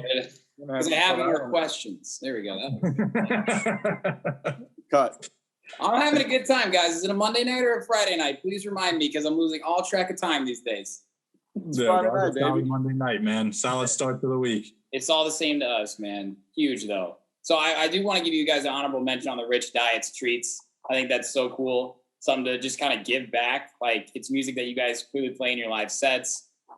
Just DJ to DJ, man. Like, those are where you really find those true fans, because in this day and age, right, I think something I talk a lot about is kind of this, you guys said you're open format DJs, right? I think open format DJs are the most popular to the general mass, right? Like, if you go to the Atlantic cities, all the places in Chicago, big cities, all over, right? Like, I grew up in Indianapolis. There's nowhere, you can't really go to a house music club there, but you can certainly hear some open format. But as electronic music has continued to grow, and especially in house music, you hear these edits and remixes and refixes and covers of 90s songs, 2000 songs, right? We're hearing this all the time. So I kind of call it the open format house movement. Mm-hmm. And Definitely. I'm hearing that a lot. And when I heard Rich DietZ treats, as a DJ, we have to find the line of guilty pleasure and what's going to do well in the club, what's going to do well for the mass, right? And I think with your Rich DietZ treats, you do a great job of that. So it's something that I think is really cool that you guys do for most DJs like that, right? Yeah, that's what it's for sure. Like, we know a whole bunch of people who, they like to make music and they're like, yo, this is like for my sets only. And like, I don't want anybody else to have it. Right. It's my secret weapon. But like for us, like, we're like, nah, man, like, yo, if you're like DJ, Vinny P, DJing at, Winnipeg University, or I don't even know if Winnipeg University is a school. Why is a guy from Jersey in Canada? So Winnipeg University, let's fucking go. Love it. So Vinny P from Winnipeg, dog. He's out there dropping one of our streets. Mike is hopped up on the pre-workout right now, man. He just went to the gym. He's like, yo, we're doing this interview. I'm going to pump some iron. Vinny P from Winnipeg. I had thousands of options. I could have said anything. Dude, that has got to be a track. Please do something with Vinny P from Winnipeg. Y'all help me in there, bro. He's a huge Pauly D fan. He's massively inspired by Pauly D. That's 100%, Winnipeg, bro. so he's doing the best he can. That was great. Okay, Mike. All right. We'll start over again. Yeah. We want Vinny P playing that shit. We want Vinny P in the basement of some, house party, dropping one of our treats or whatever it is. And I think like that's our biggest, like that's our way to kind of give back and also just showcase, because coming from where we're coming from, we've always loved to like remix tracks and stuff like that. And SoundCloud is such a great platform for you to be able to release music where you don't have to jump through the loopholes. Yeah. You don't have to be like, oh, I made this sick track, but like I can't put that on Spotify, you know? So, and the other thing too is like we love dubstep, like we said before. And sometimes we want to play a dubstep track in our house set, but it ain't gonna work. So we love to just take a dubstep track and flip it to house. So on the floor. Absolutely. I love it. That's huge, guys. I mean, and you're doing it. You're doing it for the people who are afraid to jump in the water. So you're gonna fucking push them in from behind with that shit. And I absolutely. I commend from here to Winnipeg, baby. Dude, Benny P is like the biggest Sherman the Booth fan, man. He's gonna be so excited. You got a shout out. Wait till he hears this interview. He's gonna lose it, bro. No, he's looking like Rich DietZ, man. I can't believe you look like him. That was good. That was good. That's really good. That's classic. We're gonna tone it down. I got a serious question for you guys, okay? Because it's clear you have grown as producers individually, collaboratively, but you've maintained a lot of the same roots. You just mentioned it, right? You guys are dubstep guys. You're going to a festival. You're going to a dubstep stage. You love house. You love tech house. You love bass house. You're clearly influenced by so many people. How do you guys continue to stay unique within the Rich DietZ sound? You guys call yourself Space House, right? Yeah. I guess the question is, tell me, what is Space House? How do you put it into words? What is outer space, man? Outer space, it's got air, it's unknown, man. You have no idea what's going on out there. Yeah. Yeah, a lot of lasers. There's a lot of lasers out there. There's definitely a lot of lasers in Space House. And cats, apparently. Yeah. Oh, yeah. Next hit.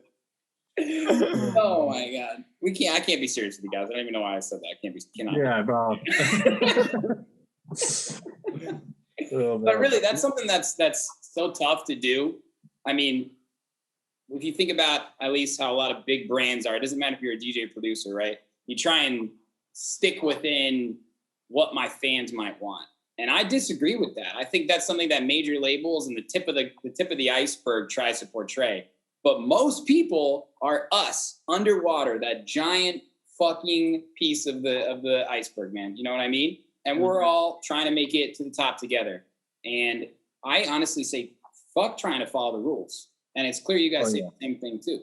So when you're in the studio, are there ever moments where you're like, this isn't our sound? Or when you say that, are you like, ooh, maybe we should chase that? Yeah, man. I don't think there's ever a moment where like we're making something where we're like, this isn't us. Like everything is us. If we're making it, it's us. Yeah. You know what I'm saying? Like if we're in the studio and like it's happening, like 90% of the time we're going to run with it because like, that's just who we are, like it is us, So that's a really interesting question. Yeah. I'm going to ask that, but that's definitely true. How do you feel about that, Joe? Is there anything you think we wouldn't pursue? Yeah. Country. I feel like we've definitely we've touched on so many genres and different sounds and everything, but I mean we usually have the same head when it comes to like actually like the direction we're going to on a track.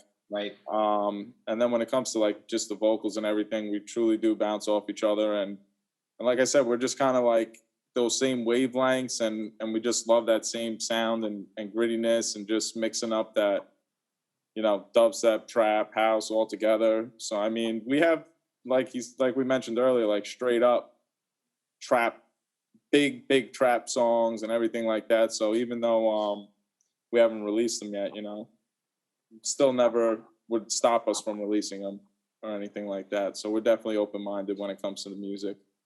Not afraid. Yeah. I agree with that, man. And I really think it's just at that point where we just want to keep everything as genuine as possible and just, portray, like we want people to know who we are as humans through our music. Like you said it earlier, bro. You're like, I don't even know why I'm trying to take this seriously. I can't be serious with you guys. Yeah, you're too funny. Yeah. But like, look, us as people, and then you listen to our music, it's not like, like it makes sense. It's like that. Like, that's just like, we want we want to be as close to our music as possible. Like, us as people be as close to our music as possible, so it's like, you listen to our music, you already know who we are as people, That's what I'm about, man. You guys have a personal brand, and I think that is what lasts long. That is where you'll find real fans. That is where you'll have real success. Thank you, man. Appreciate that. I admire you guys for that. I think that's a tough thing to do. especially as a creative, especially as a DJ producer. You got a lot of fucking competition out there, right? You got guys that have been doing this longer. I mean, Joe said earlier, right? Like, there are rappers out there that are better than Drake, but for whatever reason, it just isn't happening, right? Yeah. And that's why I asked that question, because it's so easy to say, oh, that track's doing really well right now. We got to release something just like that. Oh, like that was a big wave, or this might be cutting edge, right? But like, that's so short term. And if you want this to be your passion, your career, if you want to do this forever, you better make sure every time you go to the studio, every time you work together, every time you go to a show, that you're truly enjoying it. And you're not doing it for anybody else but you, because that is where real happiness is, in my eyes. Like, if it's only us, and I know our girlfriend's probably going to listen to this because they hear us talk enough, but if it's only us that listen to this interview, man, that's good enough for me. Because when I'm sitting old in my rocking chair and I'm thinking about the best interviews that I had, and I'm thinking about Vinny P in Winnipeg, man, like, yeah, bro.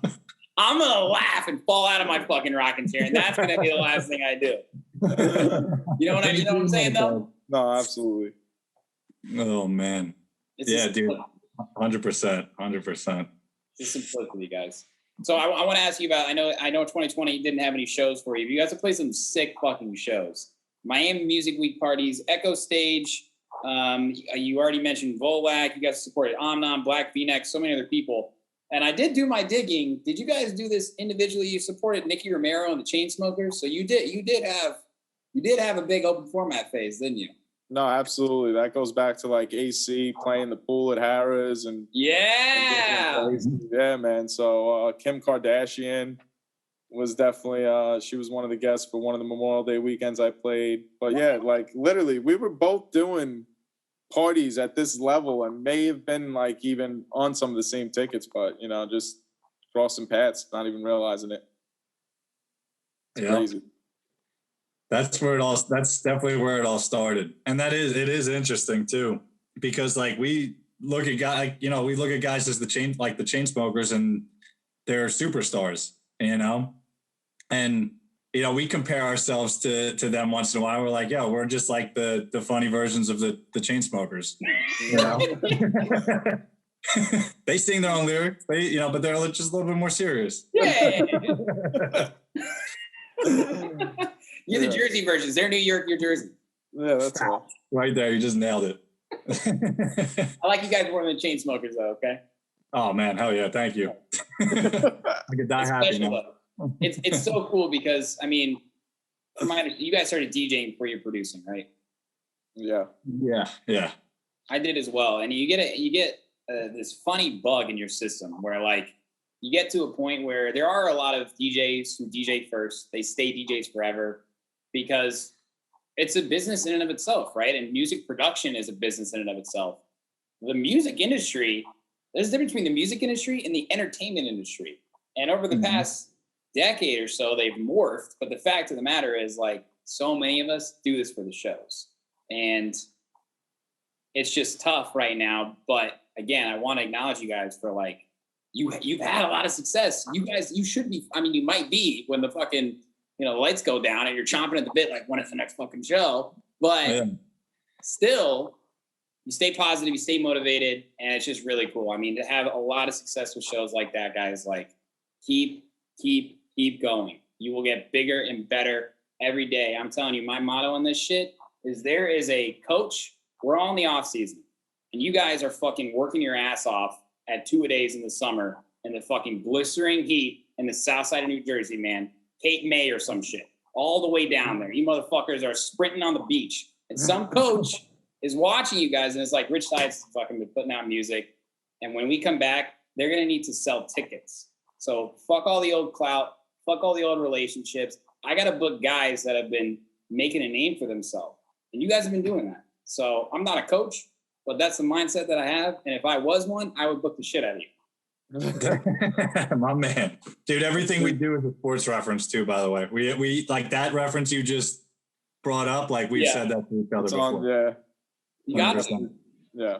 It all applies, right? It all applies. Yeah, dude. No, we definitely relate. We rely on each other. We always have each other's back. We're always there to hype each other up. And yeah, we're definitely about the grinding, putting out content, and keeping the head up or keeping the head down and just keep moving, you know? Yeah, no matter what's going on. Like we enjoyed it. Like when there was shows and we got to play the Echo, like we played at Echo Stage, you know, that Volok show. It's great, man. Like it's really like that was the first real year where we were playing shows, you know, with our own music, because you had brought it up before about like how DJs like and producers are two different sides. And, you know, you kind of get to this point where you're playing other people's music and you're like, yeah, like I'm playing other people's music. Like I want to play my music, you know? And that happened a long time ago. And it's like, you have to make that decision and then be willing to put in the work because it's not like you can just buy all the equipment you need and be a dope producer. Like this shit takes like blood, sweat, and tears and hours of YouTube videos and hours on the phone with other producers and just constantly expanding your knowledge and like building your, you know, your tools that you use to make your music. And at the end of the day, man, once we made that decision to do all that and become like legitimate producers, it's been happening, you know, as fast as it possibly is going to happen. And we have had some success with those shows and it's been really, really dope. And hopefully, you know, when this whole COVID thing ends, we'll be right back in those lineups. And we actually had, we got booked last year. One of our biggest letdowns of 2020 was we got booked for Escapade Music Festival up in Canada. Oh, I think that's right around Winnipeg. Yeah. Yeah. And it might actually be. Plugged you, bro. Yeah. Yeah, it might actually be. He was our connect. That's how we got booked, by the way. Is he your ghost producer too? Yeah, dude. Shout out. At Vinny P. At Winnipeg is his. Oh, they call him Winnipeg. That's his Instagram handle. Oh my god. Jesus, guys, I'm sweating. But yeah, we ended up getting rebooked this year. But long story short, man, we're super hyped to get back into it. You know, hopefully all this hard work pays off, and the next thing you know, we're back, you know, rocking the stage. You know, that's all we can hope for. But until then, we're just gonna keep doing what we do, you know? Yeah. No, I know exactly what you're saying, man. And I think so many people can resonate with that as well. And you're an inspiration to many people, whether you know it or not. So keep doing your guys' thing. It's really special to see. And, you know, it's tough. It's really tough. And I relate to you as an artist on that level too.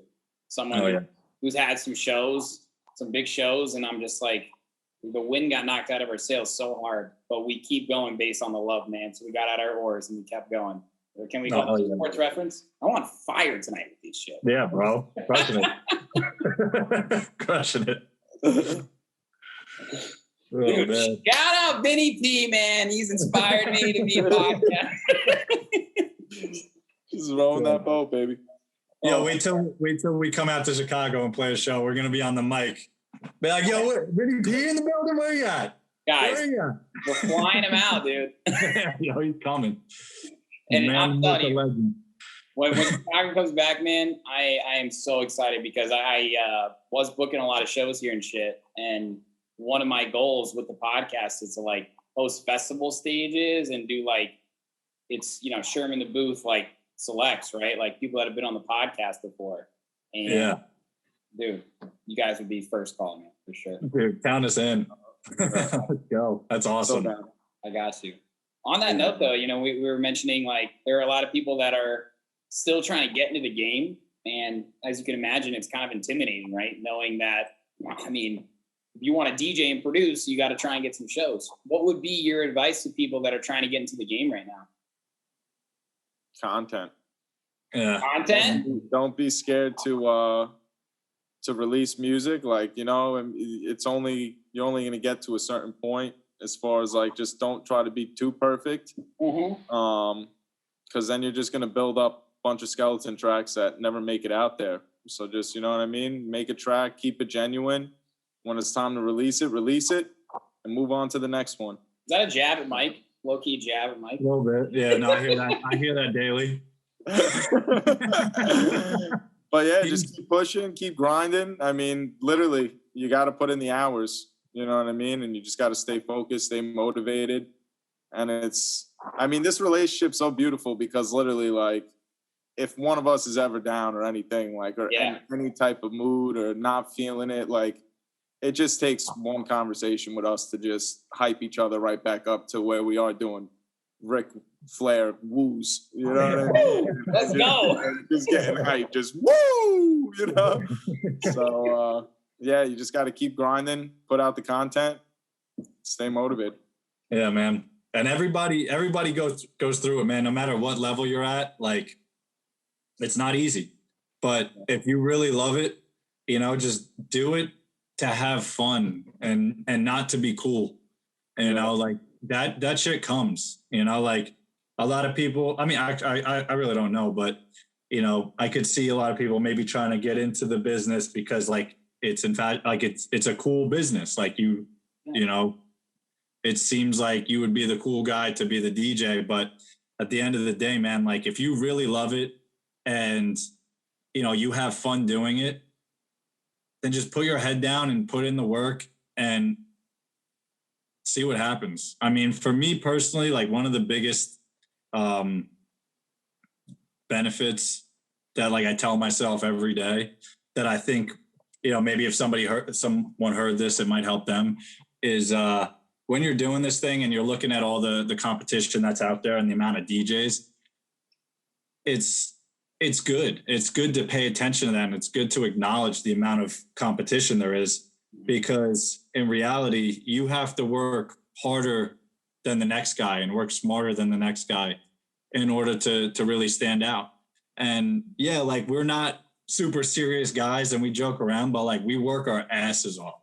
Like we're up at 8 a.m. every morning, you know, working on infrastructure for our brand and our emails and getting everything in order. We're in the studio 6 to 8 hours a day. We're on the phone for the remaining time in the day. Like it is like a full, you know, I'd say 12 hours a day grind that we put in because of how much we love this. And like, how much enjoyment we get out of it and how much enjoyment, like even this, man, like this would have never happened if we didn't work, you know, pursue this. We would have never met. We're all hustling. Yeah, bro. And it's like real recognize real. It's like, yo, we know you put in work. We put in work and let's have fun doing it, you know? Like, then that definitely brings me to just like the supporting each other. Just like people that are trying to make it, like just show support. Like don't be those, you know, closed-minded and thinking that it's you versus, you know what I mean? Everybody, it's like everybody working together could really make a difference and get you up there, you know? 100%, man. And that's like a big part of our brand too, is like we run our Spotify playlist that we run update weekly. And we just support artists. It doesn't matter if you have 10,000 followers or you have 60 followers. Like if you have dope music or if you send us your music or whatever it is, like it's going on the playlist, you know? And we're starting a new series called The Takeout, which is going to be a mix series where it's going to be like monthly mixes of just all IDs and promos and, you know, some of our original stuff. But it's just like a way to give back, because the last thing, like we know how much it means when people support us. Yeah. You know, we've had that feeling of like, wow, like this dude who like, maybe on paper, he's like bigger than us, or even if he's the same size or small. And like, that's what we're in this for, is to feel good and to make other people feel good. So if we can do that to where an artist who's coming up releases a track, like you better believe if you reach out and send us that track, like we're supporting it right off the bat. Yep. And just because like, yo, it goes back to all my friends, you know, if you support us, we support you. And chances are, even if you don't support us, we're still going to support you. Like, It don't matter, bro. Like, we're just out here trying to spread as much love as possible, build as many connections, find the real ones out there, and have them come to the next Rich DietZ party, you know? No. Real, recognize real, guys. Collaboration over competition. You know what I mean? Absolutely, bro. Absolutely. Long story short. Team game if you want it to be. Last sports reference of the night. It's a team game if you want it to be. Yeah. 100%, bro. It's more fun, bro. It's more fun when you got. It is more fun. It is way more fun. A lot There's more no fun. reason, dude. Dude, Like, this is why I started this podcast. This is episode 149, boys. I've had like 130 people on the show. I got 130 great friends out of this shit. You know what I mean? Yeah, No, absolutely, dude. That's what it's all about. That's definitely what it's all about, bro. Yeah. And shout out to you for the consistency and just being open-minded to it. I mean, this is awesome, and we definitely appreciate being here. Don't thank me, guys. Without you, there is no me. Like, it's just like I said, like, reason I do this is because the only thing that people see, I swear to God, is the tip of that fucking iceberg, man. Yeah. 10%, 90% of us are all down here. And that's where, like, the magic is, dude, because nobody at the top started at the top. You're not born into that shit. Yeah. 100%, man. The top is always small percentage hits it right away. Everybody else, you just got to outwork people pretty much. I mean, we can all collaborate and help each other as much as we can. But that's why I always say, like, you got to love this shit. You got to make sure that when you look in the mirror and you do that shit, like, I love that you guys do this 12 hours a day. You care. You genuinely care. You want to make this happen because you love it. I mean. Yeah. And at the end of the day, too, man, what gets us hyped is, like, when the people around us are working 12 hours and the people around us are, like, hustling. You know, like, love the that. people we surround ourselves with are, like, our boys, because it's like, yo, you're doing your thing. And it's like, I'm going to support the shit out of you because I see you grinding. It's like, that's really where it's at. Like, that gets me so hyped. Like, if one of my peers gets like a Spotify editorial, or one of my peers gets booked for a huge show or whatever it is, it's not like, damn, bro, like, how come he got that? Not me. It's like, fuck yeah, bro. I'm like, yo, Let's go. Yeah, let's go, man. Let's load up the party bus. Yeah, bro. Like, that's yeah, bro. Like we said, bro, we just want, it's like all inclusive, man. Like, we want to be surrounded by just so much positivity and just like constant support for each other, because really, dude, this business is hard enough as it is. Yeah. You know, if you go at it alone, it makes it even harder. But, you know, if you got good people around you that are putting out that energy, you know, that's the more the better. You know, so it's amazing, guys. It's amazing. Oh, yeah. I love that statement. It's so genuine and pure. Last question. What can you tell us about what's coming this year? You got any new music on the horizon that's going to be released soon? I mean, Vinny P in Winnipeg is definitely anxious. He's got all the IDs right now. Already got it in my box. So this is definitely going to be a fun year. Okay. We got everything from the typical, you know, the tech house, the bass house. We're even going into a little emo house this year. Emo house. Yeah, Mike said Taking Back Sunday, and I was like, we got a little bit of a deep cut guy over here, huh? Yeah, we were both in bands growing up too, and oh, yeah, bro. Mike was a screamo singer. Dude, are you kidding? Dead ass, bro. Let's go. Stroke of darkness, dog. Everything makes sense now. Why didn't you open up with that, dude? You know what? You did ask. You're like, yo, where did music start for you? That's the facts. First, I was a screamo singer, and then I wanted to be a rapper, and I was like, that ain't working. And you know what? I'm just gonna make music. I'm just gonna be a DJ. Yeah, I can. Yeah, there you go. This makes the most sense for me. Yeah. Funny. We got definitely. I got an emo house coming out with definitely getting into the feelings a little bit. It's kind of inspired about like this whole pandemic and everything, called Anxiety. But just a bunch of like, I definitely think the sound's going to get a lot bigger this year. As far as the releases we got coming up, definitely going to be on like the heavier bass side, and still going to keep it fun, still some fun vocals. Mike? Yeah, well, we got, so actually in 2 weeks, at the last Friday of the month, I don't know what date that is, but we actually have a techno track coming out. Yeah, techno. Yeah. Which isn't, I mean, every person I've showed it to, like, I have a bunch of friends that are like, I guess you would consider like techno snobs, where they're like, yo, like, this is techno. Like, this is typical techno. And I sent it to them. And I bro, this isn't techno. I'm like, yeah, why isn't it techno? They're like, well, the kick pattern isn't four on the floor. That clap isn't. Let me get my techno dictionary. Yeah. I'm like, bro, you know what? That's the answer I wanted to hear. I am so glad you just told me that this isn't techno, because you know what? That means that it's totally different. It is techno first. It's like our version of techno, right? Definitely Rich DietZ techno. Yeah, it's Rich DietZ techno. Like it's when you listen to it, you'll hear it. You'll be like, yeah, I hear the techno influence. But so yeah, we got that coming out. And then the anxiety track. And then we actually have a track. We actually just collaborated with a record label called Ghetto for a track that we have coming out with one of our buddies, Stanley Kubrick's. And that's going to be coming out in March. His name is Stanley Kubrick. Are you serious? Yeah.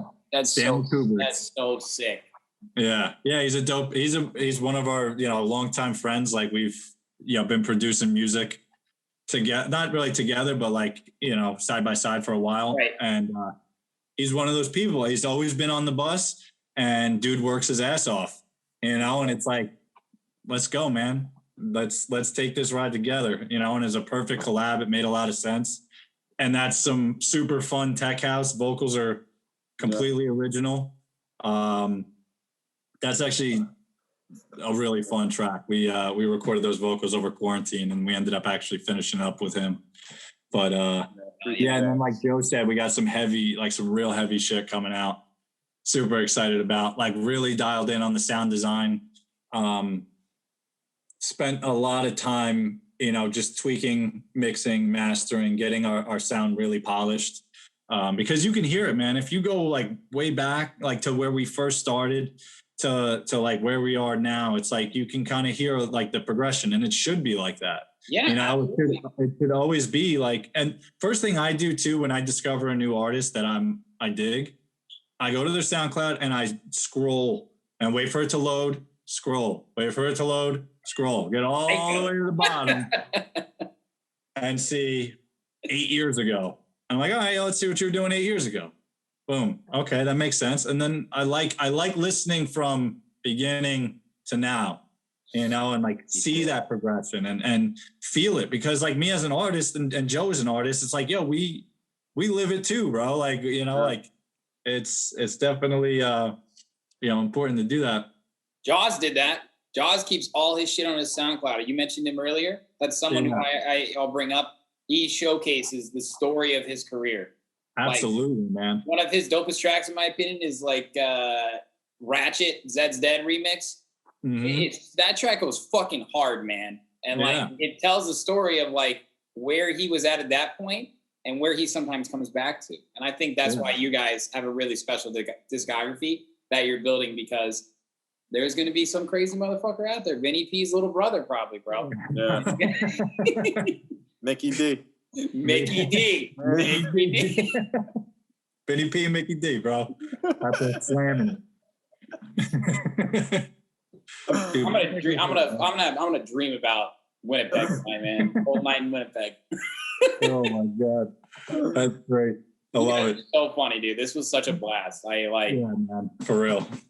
Great time, fun, man. I just want to say again how much love I got for Jersey, East Coast. I mean, it's right back at you, bud. Yeah, bro. We love Chi-Town, man. A lot of people. It seems like we have a list, right? So going back to like telling you about how like we have our 8 a.m. sessions where we organize. Yeah, we organize, like we have our like top areas, like people who like Chicago is one of them, and it's like we have all the homies that we've met or that we've like had conversations with, or that like are just somebody we could call up. Yeah. In our Chicago list. You're in that Chicago list 100%. And Chicago's there, bro. We got a bunch of you guys, man, and it's great. Like I love it. Like I love the scene out there. And like I've never been house, guys. We love bass and tech house, man. There's a big house scene here, of course, but bass house. Yeah. Yeah, just listen to Sauce. We got the cities in there. Yeah, bro. Yeah, bro. Colorado. Yeah. Chicago's in there, right? Yeah, it is. Yeah. That is. From Chicago and up in Denver. Yep. We got fans in there. That's good. We need to see it. We're gonna have to do a deep dish challenge or something because I mean I'm a New York style guy, man. But have you guys had Chicago deep dish before? I haven't had it. No, not Chicago. Probably won't. If you guys play a show out here, I wouldn't take you that for a pregame, but maybe the next morning to recover. It's more like cheese soup. If it's a weird style pizza. I'm more like the thin crispy. Fold it. No flop. No flop. One bite. Everybody knows the rules. I can't have the flop. Sorry. Sorry. Joey's gonna open up a pizzeria. Yeah. Fucking no flop. No flop pizza. Called No Flop. There's a club in the back. No, I'm gonna name it No Flop Zone. You're gonna walk through one of my fucking pizza ovens. Go right into that's the track right there. No flop zone. No flop zone. No flop zone. Dude. No flop zone. Dave Portnoy, Barstool Sports. They'll pick that up, man. That could be a collaboration. There you go, guys. Legit, we'll write that down. This is how they come alive, man. Yeah, exactly. Just having fun.